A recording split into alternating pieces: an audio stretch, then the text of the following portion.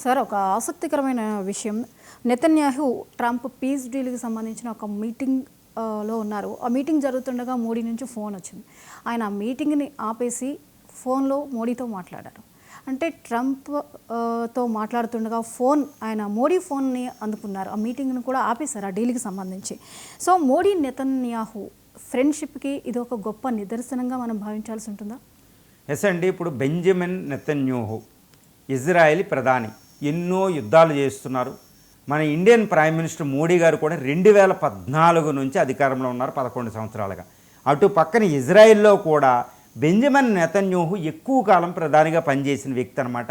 ఈరోజు ఇజ్రాయెల్ ముందు ఉండి నడిపిస్తున్నారు. ఇద్దరు జాతీయవాదులు, అల్ట్రా నేషనలిస్ట్ అంటారన్నమాట. వాళ్ళు దేశభక్తి కోసం ఎంతవరకైనా తెగిస్తారు. మనం బెంజమిన్ నెతన్యాహు చూడొచ్చు. ఏది హమాస్కి వ్యతిరేకంగా, ముస్లిం దేశాలకు వ్యతిరేకంగా ఇజ్రాయెల్ రక్షించడానికి ఆయన ఎంతవరకు వెళ్తున్నారు.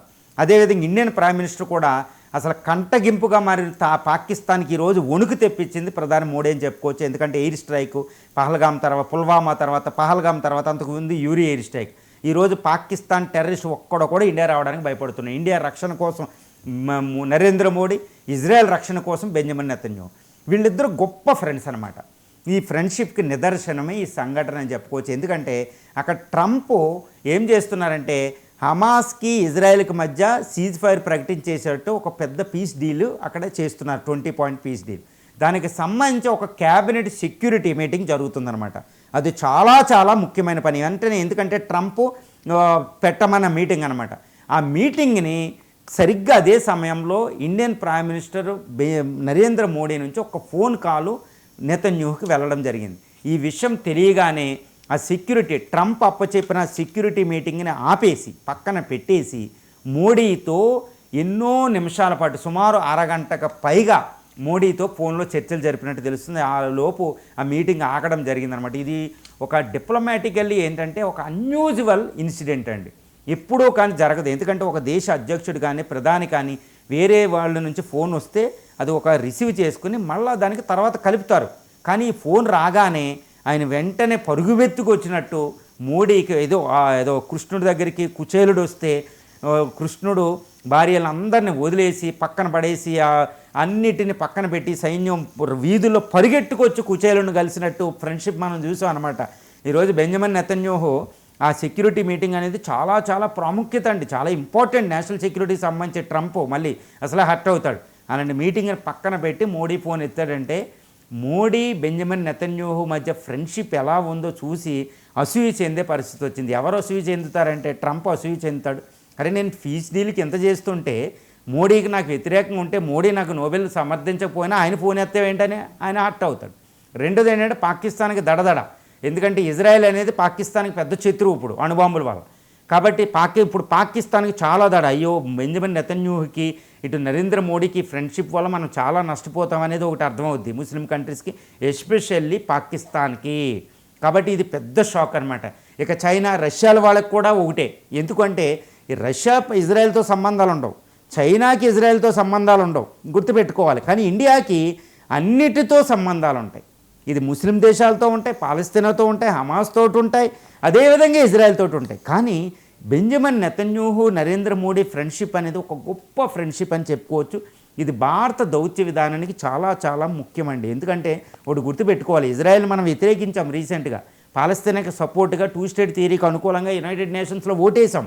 కానీ నేను ఎప్పుడు చెప్తూ ఉంటా, ఇజ్రాయెల్ ఎప్పుడు ఫీల్ అవ్వదు. ఎందుకంటే దెర్ ఈజ్ డిప్లొమాటికల్ ఒక రెసిప్రోసిటీ అన్నట్టు ఉంటుంది. నీకు ఇది ఇస్తే నాకు అది ఇస్తానన్నది ఒకటి ఉంటుంది అనమాట.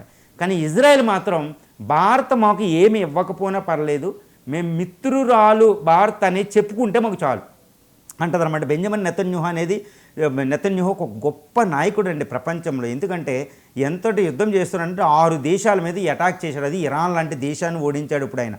హౌతీస్ లాంటి, తర్వాత హిజ్బుల్లా, హమాస్ లాంటి పెద్ద పెద్ద తీవ్రవాద సంస్థలను ఓడించిన వ్యక్తి. ట్రంప్నే పట్టించుకోకుండా యుద్ధాన్ని 57 ఇస్లామిక్ కంట్రీస్ను ఆర్గనైజేషన్ ఆఫ్ ఇస్లామిక్ కంట్రీస్ని ఎదుర్కొన్నాడు ఆయన. అంతటి గొప్ప నేత భారత ప్రధాని మోడీకి ఇంతటి ప్రాధాన్యం ఇవ్వడం అనేది ప్రపంచమే ఆశ్చర్యపోతుందండి. అది మోడీ దౌత్యం ఎవరితో ఎలా ఉండాలో చెప్పే ఒక పెద్ద దౌత్య విధానం అనమాట. అందుకనే మోడీ ట్రంప్ ఫ్రెండ్షిప్ ఉంటుంది, గుర్తుపెట్టుకోవాలి. మోడీ జీ జిన్పింగ్ ఫ్రెండ్షిప్ ఉంటుంది, మోడీ పుతిన్ ఫ్రెండ్షిప్ ఎలా ఉంటుందో మనం చూస్తున్నాం. మళ్ళీ మోడీ నెతన్యాహు ఫ్రెండ్షిప్ ఎలా ఉంటుందో చూడండి. ఒక అద్భుతమైన దౌత్యం, అదే మల్టీ అలైన్మెంట్ అని పిలుస్తారు. అది భారత దౌత్య విధానానికి ఒక గొప్ప నిదర్శనం. ఈరోజు బెంజమిన్ నెతన్యాహు నరేంద్ర మోడీ 2014 నుంచి 2025 వరకే కలుసుకున్నారు. ఎందుకు అంత రెస్పెక్టు నెతన్యాహు మోడీ కంటే, మొట్టమొదటి భారత ప్రధాని ఇజ్రాయెల్ విజిట్ చేసింది మోడీనే 2017లో. ఎందుకంటే ఒకటి గుర్తుపెట్టుకోవాలి, ఏంటి మోడీ ఇజ్రాయెల్ పర్యటనకి వెళ్తే ఏంటి గొప్ప అనుకుంటారు మీరు.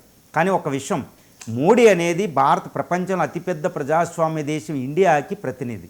అతిపెద్ద ప్రజాస్వామ్య నేత ఇజ్రాయెల్ వెళ్ళడం అంటే ఇజ్రాయెల్కి అది ఒక పెద్ద రికగ్నేషన్. అక్కడ అంత సెక్యూరిటీ ప్రాబ్లమ్స్ ఉంటాయి ఇజ్రాయెల్కి, మనం అంత రికగ్నేషన్ ఇచ్చాం కాబట్టి ఆ రెస్పెక్ట్ ఆయన ఉంచుకుంటారు. అందుకనే బెంజమిన్ నెతన్యాహుకు భారత్కి ఇజ్రాయెలే అంది బెంజమిన్ నెతన్యాహు ఏ ఆపద వచ్చినా మొట్టమొదటిగా సైనిక సహాయం చేసే దేశం ఇజ్రాయెల్. ఈరోజు రష్యా కంటే ముందిస్తుందండి.